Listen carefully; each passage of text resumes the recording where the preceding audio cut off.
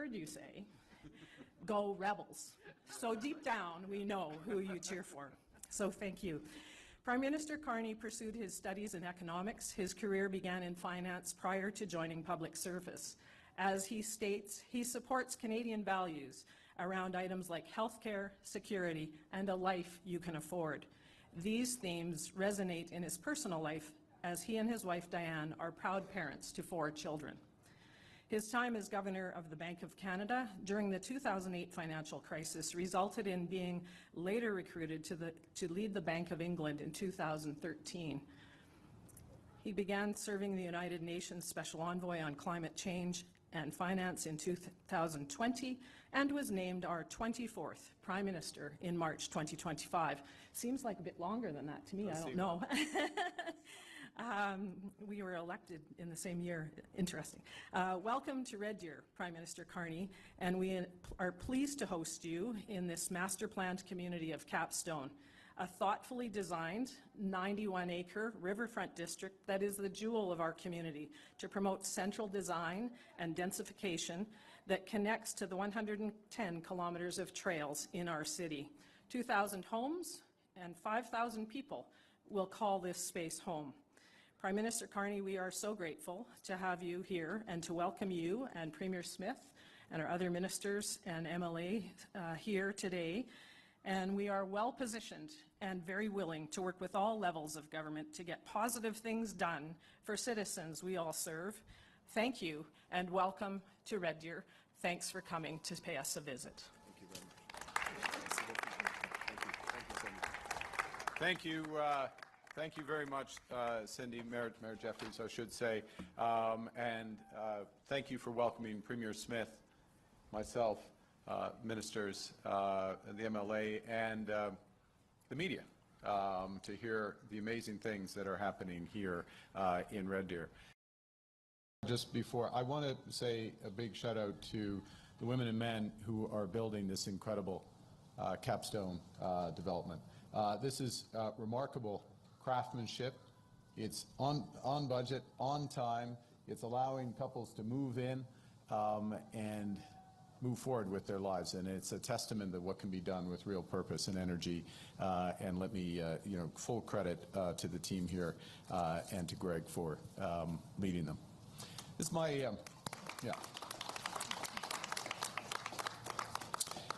it's great to be back in Alberta. It's my 10th time in Alberta since that short period of time, which feels like a long period of time since we formed government.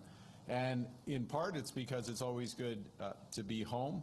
But more so, even more so, it reflects how much Premier Smith and I and our governments are doing together, because we have shared ambitions and a shared sense of purpose and urgency to get things done.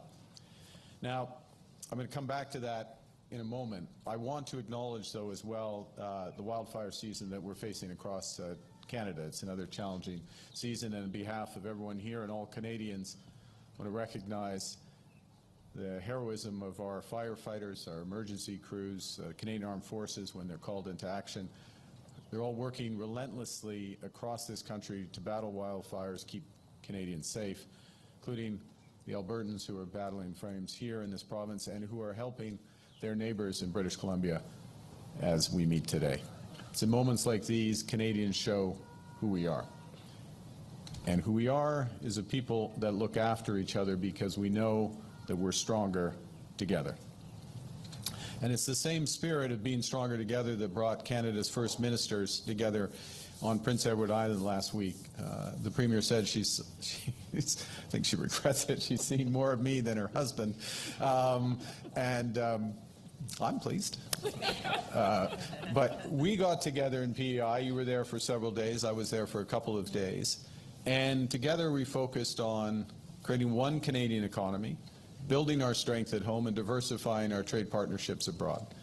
And with respect to the first, on one Canadian economy, the federal government has implemented legislation that remove all of the federal barriers to internal trade, making it easier for Canadian workers, businesses, and products to move across this country. It's a legitimate question why there are any federal barriers to internal trade in Canada, but they're gone now. During our meeting last week, the premiers made new commitments to double our electricity grid. I'm sure Alberta will lead the way on that. Commitments to have more direct-to-consumer alcohol sales across the country. Alberta already does lead the way on that. And commitments to enable greater labour mobility so Canadians can work where they want. By working together, we're also advancing major infrastructure projects across Canada. In less than a year, more than 25 nation-building initiatives have been submitted to the Major Projects Office, which is job is to fast-track them. That represents $200 billion in investments to help Canada build bigger, move faster, and export more. We're also creating a trading network that's the envy of the world.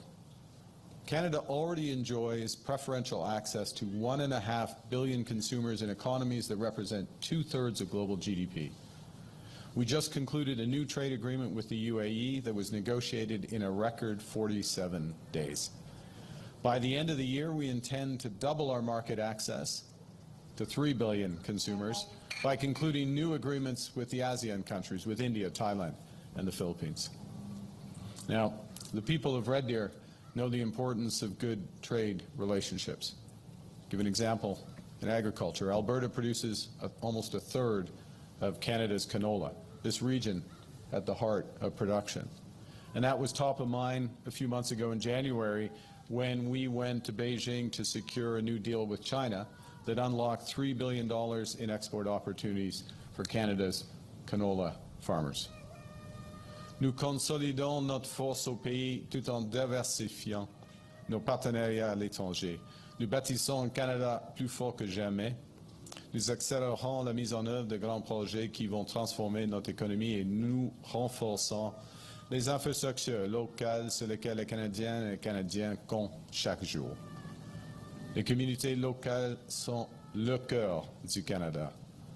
Et pour bâtir un Canada fort, nous devons bâtir un Lethbridge fort, une Medicine Hat fort, un Fort Mac fort, and surtout un Red Deer fort.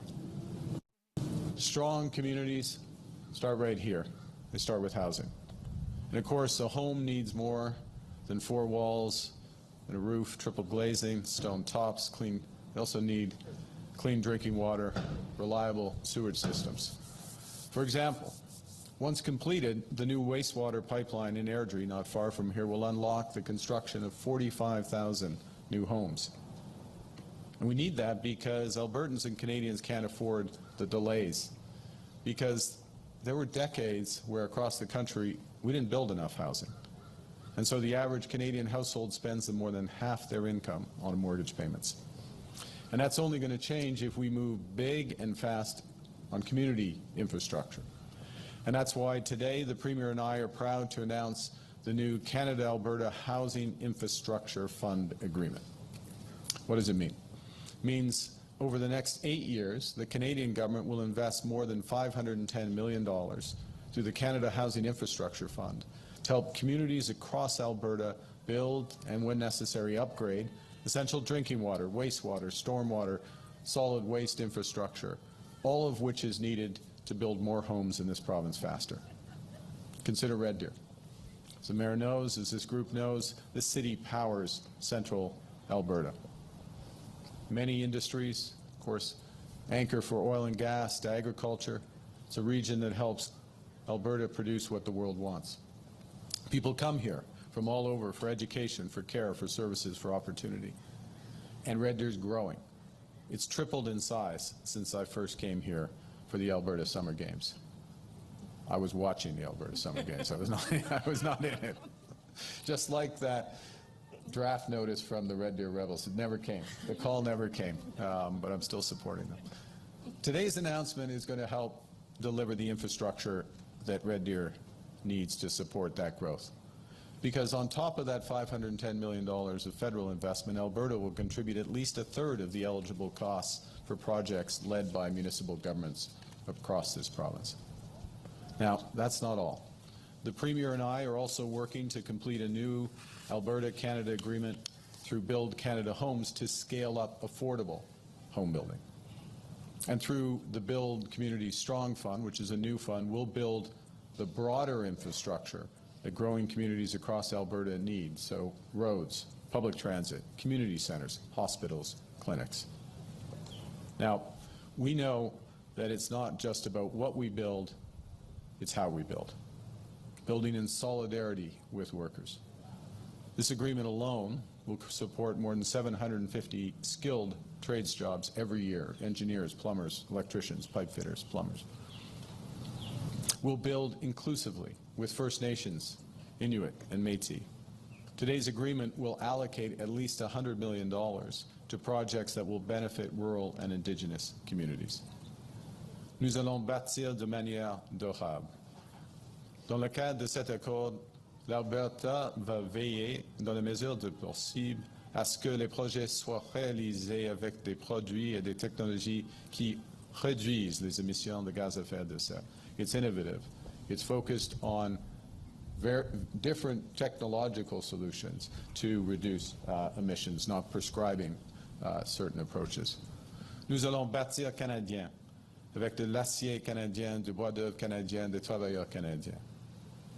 The federal government is on a mission to help supercharge affordable housing construction across Canada, led by that new agency, Build Canada Homes, which has already committed through 16 partnerships to 15,000 units, with more than 1,900 already under construction, and that's in the first few months of existence. Nous avons éliminé la TPS pour les acheteurs de première maison d'une valeur inférieure ou égale à $1 million, ce qui permet aux Canadiens et Canadiennes d'économiser jusqu'à $50 000. Il reste encore beaucoup à faire, mais les premiers résultats sont encourageants. Au premier trimestre de cette année, l'abordabilité de logement au Canada s'était améliorée pendant plus de 2 ans d'affilée, la plus longue période jamais enregistrée. La part de revenus que les Canadiens consacrent à leur paiement hypothécaire est tombée à son plus bas niveau en près de 4 ans. Et les loyers demandés sont aussi à leur plus bas niveau depuis près de 2 ans. Et leur rapport, le loyer-revenu, est le plus faible en plus de 6 ans. Affordability is improving because we're building. So, overall, some context. We have the right plan across those major projects across affordable housing to build Canada strong. We're on track. But the scale of the transformation is so large that it means some of the biggest payoffs are going to take some time. And that's where we're also focused on giving Canadians a boost today and a bridge to a better tomorrow.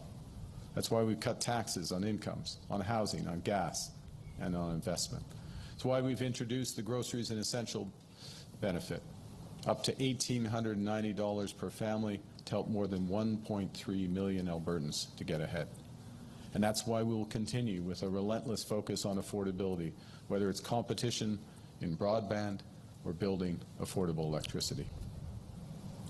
In an increasingly divided and dangerous world, our unity is our greatest strength.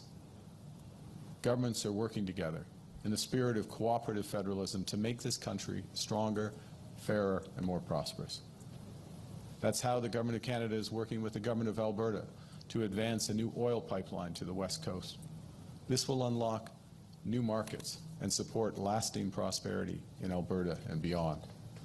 The Associated Pathways Carbon Capture Initiative will make Alberta's oil some of the lowest in carbon intensity in the world, while creating an entirely new industry built once again on Albertan drive and ingenuity, just as Alberta did with the oil sands when I was growing up here.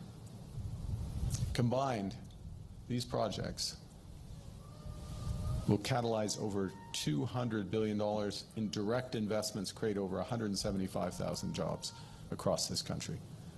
That's above and beyond my earlier reference to the major projects at the start. Now, more generally, the Premier and I are working to give investors and builders the greater certainty they need through a new agreement that delivers one project, one review. We rely on Alberta's leadership there. Such cooperation is essential to building out Alberta's electricity grid, its housing supply, its critical infrastructure. In Alberta, across Canada, we're strongest together, united, focused, working towards the same goals, making better lives for all our citizens. That's the approach Canada's new government has taken from the start. working with every province and territory to build our strength at home and to diversify those partnerships abroad. And as a consequence of that, even though we've got a lot more to do, we're in a stronger position today than when the trade war began. We're now creating jobs at twice the rate of the United States. Canada's non-U.S. exports are up sharply. They're on track to double over the next decade. Foreign direct investment in Canada is at its highest level in 2 decades and running at twice the rate of our nearest G7 competitor. Canada now ranks as the most attractive country in the world for infrastructure investment, and we're just getting started. Building Red Deer strong, building Alberta strong, and Canada strong for all. Thank you very much. And it is now my pleasure to introduce the Premier of Alberta, Daniel Smith. Thank you so much, Prime Minister. Well, thank you and good morning. Thank you to the Prime Minister to join me here at the Premier at Capstone Multifamily Development in Red Deer. Delighted to also be here at the invitation of Mayor Cindy Jeffries, who I also spent a lot of time with in the last month. This has been the place to be with the air show, where I got to see the Canadian snowbirds for the last time in their old jets, the two-door jets, as well as for Westerner Days, and then also to my colleagues in the legislature, Jason Steffen, the MLA for Red Deer North, Adriana LaGrange, not only the MLA for Red Deer South, but also the Minister of Hospital and Surgical Services, and Minister Nathan Neudorf, who is our Minister of Assisted Living and Social Services, and will be building a lot of the homes and overseeing the affordable housing file, as well as seniors construction, as well as subsidized housing over the next several years. This is the geographic centre of the Calgary-Edmonton corridor, one of Canada's most important economic routes. Just a few weeks from completion, the Capstone project will provide homes for 119 families here in the heart of Alberta's third largest city. This forward-looking development is part of Red Deer's efforts to revitalize its downtown and create new opportunities for people to live, work, and raise their families here. And Red Deer, like so many communities across Alberta, has experienced the pressures that come from the kind of rapid population growth that we've seen over the last 5 years, as we've welcomed over 600,000 people to our province. This growth has strained public services and infrastructure all over the province, and it's highlighted an acute need to build more and to build faster to catch up. And Alberta's home builders have done a tremendous job of increasing housing supply to meet that demand. And that's why I'm pleased to join the Prime Minister today as we announce a new partnership that allows Alberta municipalities to access more than $510 million in federal funding over 8 years through the Canada Housing Infrastructure Fund for the water and wastewater infrastructure needed to support new housing and to help communities keep pace with growth. Alberta will contribute a minimum of 1/3 of eligible project costs led by municipal governments, unlocking up to $428 million of provincial funding for qualifying projects. And together with our partners, Alberta is driving $9 billion in housing investments to support 25,000 additional affordable households by 2031. Through our Stronger Foundation strategy, we are on track to support a total of 82,000 low-income households by 2031, which is an increase of more than 40% from 2021. And I'm proud to state that we are already 70% of the way towards this goal. Budget 2026 included a commitment of $2.2 billion over 3 years towards affordable housing and continuing care capital. And this includes a commitment of more than $750 million to the Affordable Housing Partnership Program over the next 3 years.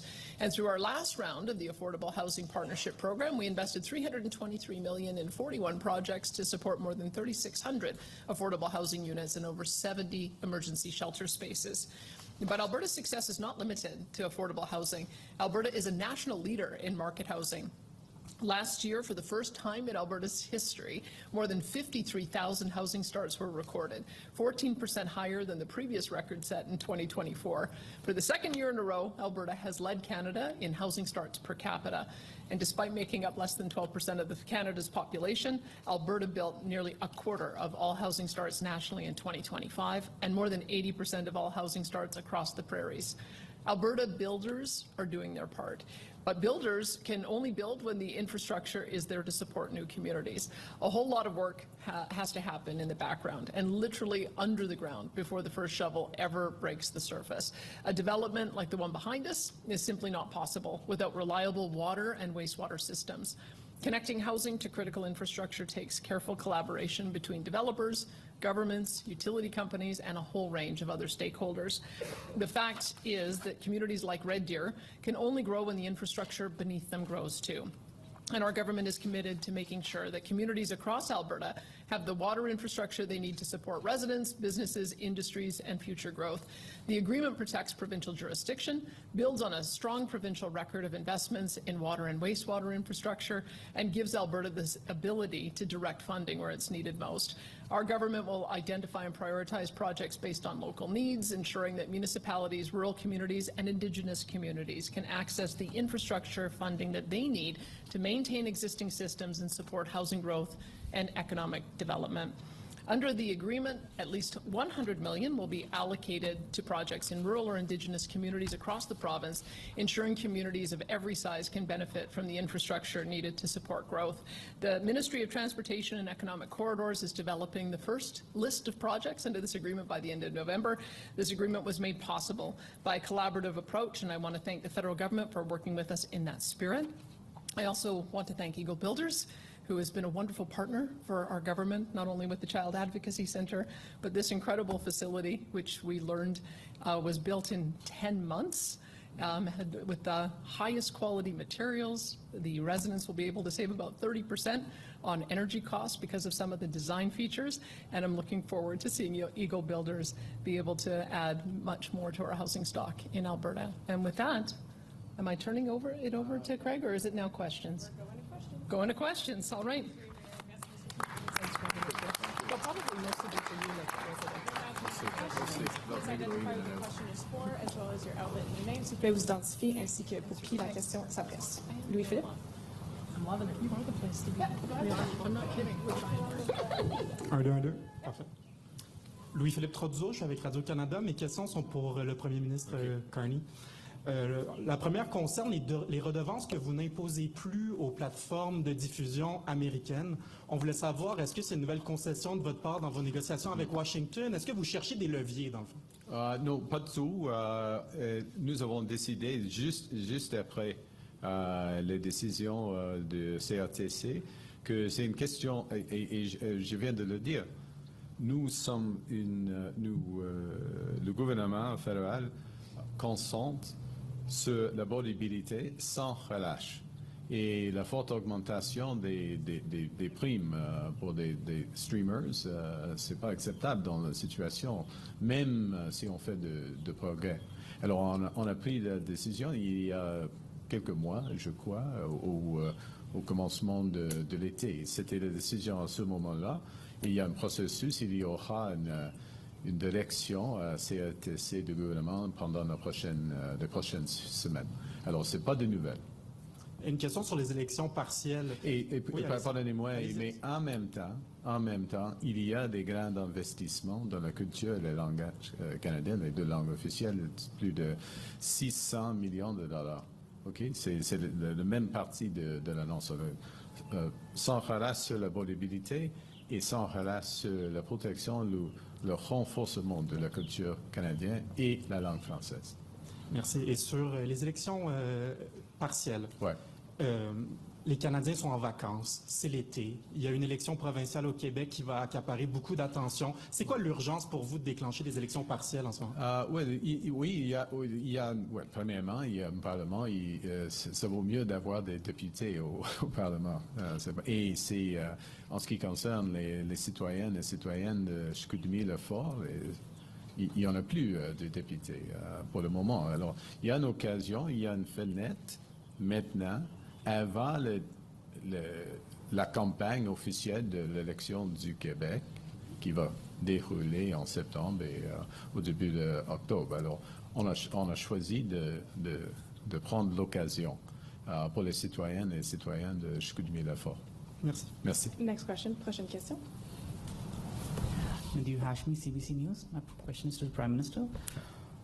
Prime Minister, today's announcement is in Red Deer, where the $12 million housing accelerator fund agreement fell through because the city refused to mandate blanket zoning. So what does today's announcement actually change for Red Deer? Does it mean the city has another part to federal funding, or does it still have to change its zoning? I think there's a couple of things. One is it unlocks funding, and there was a tranche of funding, as the mayor well knows, $3 million, I believe, which was clarified that would proceed or would not be held back. Yeah, you can use it and deploy it. I think also, though, and I'm going to make this a more general point, and it's a point with respect to aspects of zoning. It's a point with respect to materials, as the Premier and I were exchanging, and as we were reviewing some of the building processes here, how to achieve the same objectives with different methods, so not overly prescribing how to achieve. So the technology here embedded in the houses, it's very thermally efficient. There's an even fancier word for it that I've forgotten, but the thermal pair, but it's very thermally efficient, as the Premier said, 30% reduction in emissions. The advantage of, and there's different ways to achieve those types of outcomes. And so one of the things we're doing, and with our new programs, Build Canada Homes, that are organized around Build Canada Homes, Build Canada Strong infrastructure funds, is we're being less prescriptive. We're being clearer about the objectives. We're recognizing that there will be different solutions in different municipalities and certainly within different provinces across the country, and tailoring agreements, and with a focus which is very much shared by the government of Alberta. I know other governments, but you see it in action here on getting things done and moving forward and getting things done. So the specific has been addressed. The general lesson is being taken on, both with respect to how to build and zoning, but also materials and how to achieve common outcomes. So just to be clear, does Red Deer still get the $12 million housing accelerator fund or not? It gets the $3 million, and then we moving quickly to other mechanisms that I'm confident will ensure that considerably more resources will be available to the City of Red Deer, other municipalities in Alberta, to achieve the very real housing objectives that are here.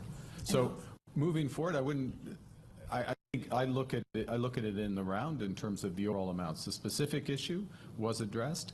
The broader issues and the flow of funding around that are being addressed as part of this announcement, but also other things the Premier and I and our governments are working on.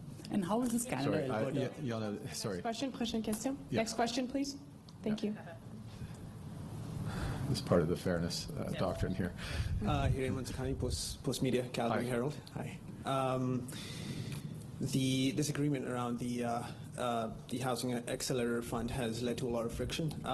Finance Minister, now Finance Minister Jason Nixon, threatened to forbid Ottawa from having any housing deals with Alberta municipalities after CMHC cancelled its funding for Red Deer under the Housing Accelerator Fund. What is your response? Will Ottawa cave into Alberta's demands to reinstate funding for Red Deer?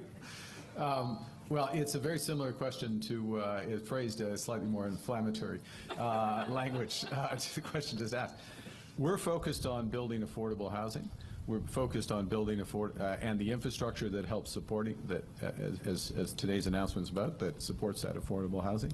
Housing that's cheaper for people to live in, that's reliable, that's part of great communities and all the community services. We have existing programs, we being the federal government, that are running off, and we're working, and we've shown flexibility in order to make sure that as much as possible under the terms of those programs that's working. We have major investments coming on, you see around, and we've taken the lessons and more from previous experiences and how to work together to be effective. There are great housing needs in Alberta.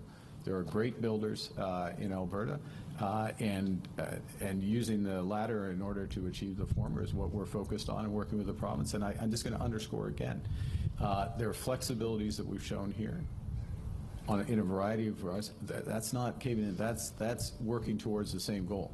The same thing's going to happen with the City of Calgary, and the same thing's going to happen more broadly with other agreements because, and this, I just really want to hammer this point home. We're working to make the lives of our citizens better. right? Whether it's where they live, the schools they go to, the health care they receive, the opportunities they have in the province and around the world. You figure that out by talking, you figure that out by working together, and you figure it out by acting and just remembering what your ultimate goal is. And I think that we're building that track record. Yeah, please, I'll let the Premier. I'll just, my understanding is there were certain rules under that old agreement, and with the change in Red Deer Council, that had that particular program not qualify. I'm glad that there was an accommodation made for $3 million, but I've talked to my minister, Minister Neudorf, that the reason we're here is we recognize how important it is to continue to support Red Deer. And with the new agreement, I think we'll have more flexibility to be able to bridge that gap. That's what we're working towards. So we recognize that there's about a $9 million chip on the table. I know that Mayor Jeffries will do her job of lobbying on behalf of her community, but I think you should look at us being here as a measure of goodwill, that the federal and provincial governments are prepared to work together so that we can bridge that gap from the change in the program, so that there's new parameters that will accommodate some of the new wishes of the new council. Absolutely. Thank you. Thank you, Premier. My follow-up is for Prime Minister Carney. What is your opinion on an Alberta piece of legislation, Bill 18, that restricts Ottawa from having any deals with Alberta municipalities without provincial approval? Well, look, my opinion, I leave legislative decisions to those who've been elected by the people of Alberta, some of whom are here today, and they make the decisions. What we're focused on, and I personally am focused on, our Minister of Housing and Infrastructure, Mr. Robertson, are focused on, Mr. Olszewski, representing our Alberta MPs, are focused on, is building affordable housing, building community, helping to build affordable housing, building communities, building opportunity, and working together. And look, the way different provinces and this is a federation. It's not all the same in the way different provinces and territories, their priorities, how they work with the federal government, it varies. Cooperative federalism means you work for common objectives and you tailor accordingly, and that's what we're doing. And ultimately, in affordable housing, you're judged by how much is there, what's the quality, does it come on time, is it part of a bigger community, and how does it work? And that's how we should be judged. And we'll let the ledge decide what they do, and we'll work with what they decide. Thank you so much. Next question. Question Getson. Hi, question for the Prime Minister, Matthew Skates, the Globe and Mail. Going off a rough translation from an earlier question, you say funding requirements for the streamers decision wasn't connected to Washington, but it was an irritant for Washington and a change the Trump administration wanted. Your government has capitulated on revenue splitting for Gordie Howe Bridge, digital service tax, and removing funding for American streamers. What has Canada gotten in return for these concessions? Well, let's do a couple of things. Sorry, I'm going to do a little premise surgery for your question. Let's be clear about the bridge. The bridge, first off, the bridge is open. Bridge is open in a region, a narrow economic region that has $300 billion of economic activity that goes across land connections between the United States and largely the province of Ontario. $300 billion of economic activity. $6.5 billion cost of that bridge. A agreement that's less than 5% of that amount, less than 5% of that amount, that is then reinvested in economic support for that economic activity to enhance that economic activity. So we put that in perspective. That's being pragmatic and moving forward. And we've got a bridge that's open, we've got opportunities open. And in terms of where we are as a country, we still have the lowest tariff rate of any country on an average basis. We still have north of 80% of our trade, 85 as we speak today, but north of 80% of our trade is tariff-free with the United States. And we're engaged in discussions with them. Now, we're engaged with discussions, working to have a more permanent, or more stable is a better way to put it, nothing's permanent, but a more stable relationship, trading relationship with the U.S.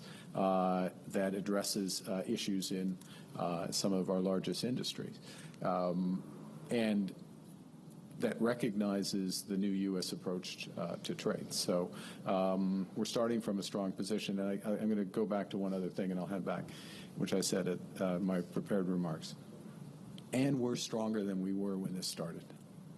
We are stronger than we were when this started. We're growing jobs twice the rate of the U.S. Our FDI is twice the rate of our nearest competitor. That's the United States.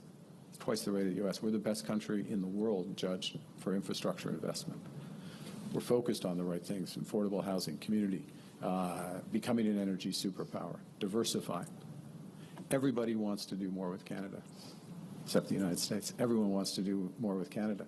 So we're engaged in all these trade negotiations, and we're delivering them, and we're on track to have access, free trade access to 3 billion consumers. That's what we got. Follow-up? On the streaming decision, how should Canadians interpret that decision when Minister LeBlanc and Canadian officials are at an event yesterday co-sponsored? We made that decision 2 months ago. That's how they should. We made that decision with a focus on affordability right out of the gate. It's not the time. You know, Canadians are under. Sorry, I should let you finish your question. You finish your question. But Canadians have been under great pressure since COVID from overall inflation, price of groceries, housing costs, price most recently because of the war in Iran, price of energy. And we have taken, as other governments have, but we have taken a series of decisions. First thing we did was to cut the consumer carbon tax. First thing we did after the election was to cut income taxes for 22 million Canadians. We cut GST on for first-time home buyers up to $1 million. We implemented pro-competitive decisions in broadband. People didn't notice it, but last summer we made a pro-competitive decision in broadband. We went along with the CRTC in that case because it improved competition and has helped reinforce the fall in broadband prices. But when we see costs increase because of a decision from the federal family, broadly speaking, arm's length regulator, but from the federal family, for something that, you know, most Canadians have one or two or so of these streamers, and it's real money. This stuff adds up, and there's a better way to do it. We took the judgment there was a better way to do it, made the investment in culture, and we'll give the direction accordingly. It's that focus on affordability. Sorry. Can you say what we're getting in return from the U.S. right now in terms of the trade negotiations? We have these lists of things that are happening right now. The best trade deal in the world right now. Thank you. Next question. Prochaine question. Yeah, hi, Jordan Canigan with CTV News. Thank you for taking my questions. The first question is for both the Prime Minister and for the Premier. As we move towards the referendum in October, some of the separation angst, if you will, is driven by concerns over equalization payments and the feeling and the belief that Albertans are being taken advantage of. Certainly there's some disinformation when it comes to equalization, but do you think that the program should be reviewed before its renewal in just a few years? Well, thanks for giving me the opportunity to lobby the Prime Minister on this. I've lobbied my fellow premiers at the table, and you can imagine that those who are benefiting from equalization want to keep the program as it is, but it's not fair because the growth in the program grows with the size of the economy, which is kind of counterintuitive, because if the economy is growing and everybody's doing better, they should be less reliant on the equalization program. In fact, we've calculated that there's overcompensation to the have-not provinces of $7 billion over the last 5 years. So my pitch to my fellow premiers, and now my pitch to the Prime Minister, is let's just get rid of that escalator. Let's equalize to the point of need, and then let's take the excess that's in that fund and distribute it back to the provinces on an equal per capita basis. That'll help us with our funding pressures.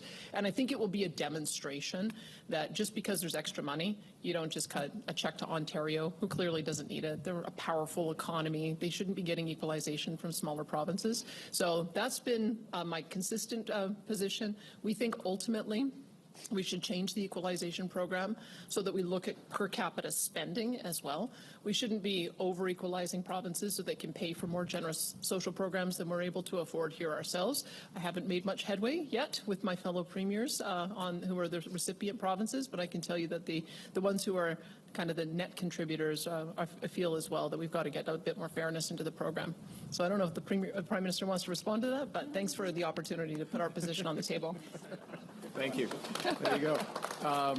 Well, he did say it was for both of us, and he just sort of nice little softball straight across the plate there, telegraphed. No, look, these are important. These are hugely important issues. All seriousness, whether it's equalization, whether it's health funding, other federal programs, and one of the things that underpins the country is a sense of fairness. And then you move into the interpretation of that fairness and how it's applied. And at the heart of fairness, and this is true it's true within a province, it's true across the country, is that Canadians have access to reasonably comparable services, right? Whether it's health, education, reasonably comparable. Doesn't mean it's exactly the same, but it's reasonably comparable, and that they have reasonably comparable resources in order to do that. Now, the second part of that equation, the reasonably comparable resources, the calculation of that, and how that changes over time. Some provinces do better, others do. Things. There are shocks. The trade stuff can be an element of that if it's more persistent, and that's why the program is reviewed on a regular basis. It's not reviewed every year, and that's a cooperative and engaged process, and we have a review of that coming up, and of course we'll be looking hard at that. The other element, of course, is delivering services right here and now, and making sure that we are, again, in that spirit of cooperative federalism, that when I say we, the federal government, is delivering, recognizing the differences in the capacities, the needs, the capabilities of the various provinces, and that's what you're seeing today. Follow-up? Thank you. Yes, and for the Prime Minister again, we're 3 weeks away until new President Trump's tariffs coming into effect. Are you willing to use Canadian energy as a bargaining chip in trade negotiations with the United States, yes or no? Well, we're 3 weeks away from the August deadline. My colleagues, Janice Charette, who's our chief trade negotiator, and Minister LeBlanc, the relevant minister, are both in Washington now, so they're engaging with their counterparts. Look, we will, first and foremost, we're engaged in those negotiations to look to find a mutually beneficial solution, and we're only going to accept a solution that works for Canadians. We have lots of options of what we would do if that's not there, both positive in terms of supporting the economy and also addressing other issues, but I'm not going to be drawn on what we're going to do. We're going to focus now on building towards an agreement if an agreement is possible. Thank you. Thank you. Thank you. We'll have time for one last question. Dernière question. Go ahead. Hi, thank you for taking my question. Will Vassar with the Western Standard. This one's for the Prime Minister, and it kind of builds upon the last part of the previous question. But in Alberta, specifically talking about Alberta oil, to what degree does the risk of really inflaming the independence sentiment here weigh into that decision of whether or not to put Alberta oil on the table? I think one of the things, let me answer this way. Thank you for following up with it. I wanted to give a broader answer to the way we're looking at the trade negotiations, but you're coming back to this core thing. It's important. Being a reliable supplier is important. Canadians are reliable. Canadians can be trusted. It's one of the things that you see in the world. We have many exports and commodities. One of the biggest commodities, arguably the best, is trust. People trust us. And so when you're a supplier of a key commodity, key service, you got to think really hard about not supplying. So that very much colors it. So look, this is incredibly diverse country, economy. We have many things we can do. First and foremost is to work towards an agreement. That's what we're going to do. But there's other things we can do if we needed to address the situation was there. And the issue you're raising that was raised previously, it's not. I don't see the value of doing. I mean, I can understand conceptually, but I don't see the value of it. So it doesn't enter in. I guess to put a fine point on the way you asked the question, the referendum, the calculate that doesn't enter into the calculus. It's a bigger issue, more fundamental issue. Okay. Last follow-up. Go ahead. the independence question takes up a lot of the air with the referendum, but other questions on it address immigration. And the Premier's talked about wanting to seek more provincial control over immigration. And so my question would be, what's your willingness to work with Alberta on that if Albertans vote they want to seek more provincial control? I think I'd say a couple of things. First, we had a discussion of this just a few days ago amongst First Ministers. I thought it was quite a productive discussion because it was a well-informed, well-grounded stock take of where we are and a commitment to, and this obviously Premier has her perspectives and views and represented them well, but all of the premiers, including territorial premiers, raised issues around this. And let me put immigration in context, and I'll finish, and maybe give Madame a very quick. I'll finish this though. We have taken back control of immigration. The government's been in place for 16 months. We came in where immigration had been far too high. We'd lost control, of levels and foreign students and temporary workers. The level of asylum seekers is down a third, or the flow. The temporary foreign workers down by a half. Foreign students down by 2/3. So we've taken control. We're on top of the numbers. Now it creates the opportunity, and as First Ministers, Premiers, Prime Minister, governments, we need to discuss where we go from here. Do we still need to, because the overall levels still are putting pressure on housing and others, so do we still need a few more years of restraint? There's a good argument for that, but we need to discuss that. And then, at the same time, to talk about, as economic migrants come in, as the term is used, well, what skills should they have? And do the provinces have a better perspective on what those skills would be, and how do we engineer a system for that? That was the spirit of the discussion, and we're very open to that discussion. That doesn't require any tick on any box in a vote, because that's working again to get things right. And I think this is going to be the good news is, because we've taken back control in immigration, it creates the possibility to have that discussion.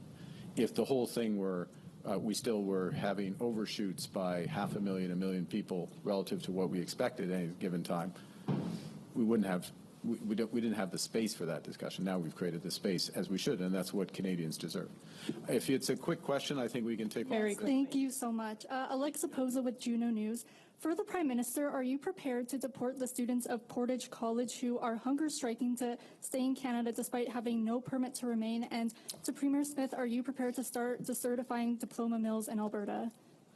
I'm not familiar with the specific case, I'm afraid, and I would, and we have processes to make those decisions, and they need to be followed. And if people are not here, if they don't have authorization to stay and they don't have right to claim asylum, then there's a process that would be followed. But I'm not familiar with the details of the question. Thank you. I wouldn't describe Portage College as a diploma mill. There have been instances where I think unscrupulous operators have set up diploma granting programs and taken advantage of students. I think perhaps Portage maybe overstated the pathway to permanent residency. But our view is that if you come here as an international student and your visa expires and you don't have permanent residency, you need to go home. But it also goes to the Prime Minister's earlier point that if those students have the skills that we need, then we're best positioned to be able to offer them permanent residency. At the moment, we only have 6,400 spots. I think we've got 40,000 people who have sought permanent residency from us, and so that's why I think we need a bit of a better balance. Quebec is able to choose about 45,000 of their permanent residents through a different program, and so if you're looking at the scale, we think that we need to be able to have more autonomy to do that, and then that would allow us to address some of the pressures that we're hearing about in the news, and also make sure that those who go through those programs with the hope of getting permanent residency, as long as we can identify a pathway where there's a job that is one that cannot be filled by an Alberta worker, then I think that we can work with the federal government to find more opportunities for us to make those choices. Thank you. That puts an end to our press conference. Thanks, conférence de presse. Merci. Good. Thank you. Thanks, Mayor. All right, that was Prime Minister Mark Carney and Alberta Premier Danielle Smith. They were taking questions